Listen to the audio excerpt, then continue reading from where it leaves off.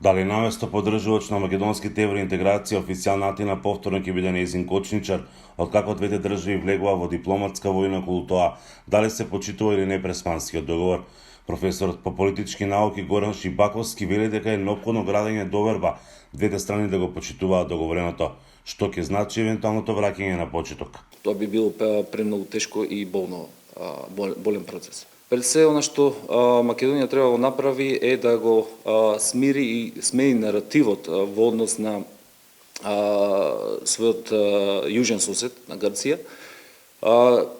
Исто така би кажал дека треба да се работи на подобрување на односите, почитување на договореното од Преспа и пред се треба да се гради доверба помеѓу двете страни.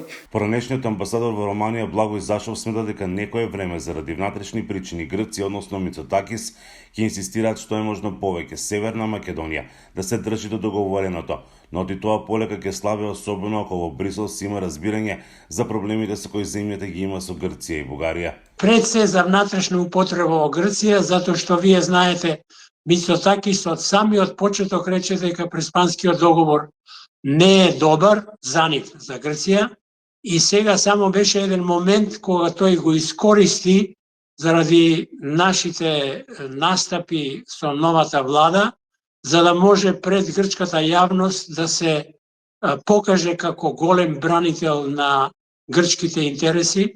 Од почнувањето на преговорите со Европската унија на земјата одати преку Софија, новата власт во Северна Македонија останува на ставот дека нема уставни измени под бугарски диктат, дали е може нов договор со Бугарија и нова преговарачка рамка. Ниту нов договор, ниту преговарачка рамка, туку само некакво толкување и на едното и на другото, по смисла на оставање на билатералните прашања на страна и водење на една политика европска, која ќе биде насочена кон тоа самите земји да си ги решаваат прашањата меѓу себе, а на европски план да биде единствена, Европа да биде единствена.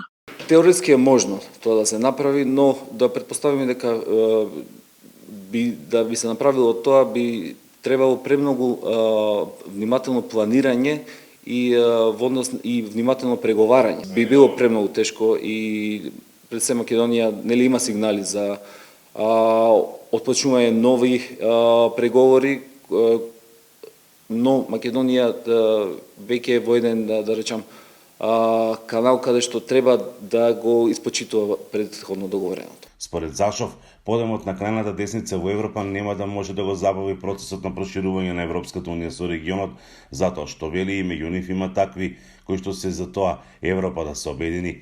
Шибаковски пак вели дека подемот на крајната десница создава загриженост и оти тоа може да го забави процесот на пристапување на нови држави кон Европската унија. За Гласот на Америка, Мики Трајковски.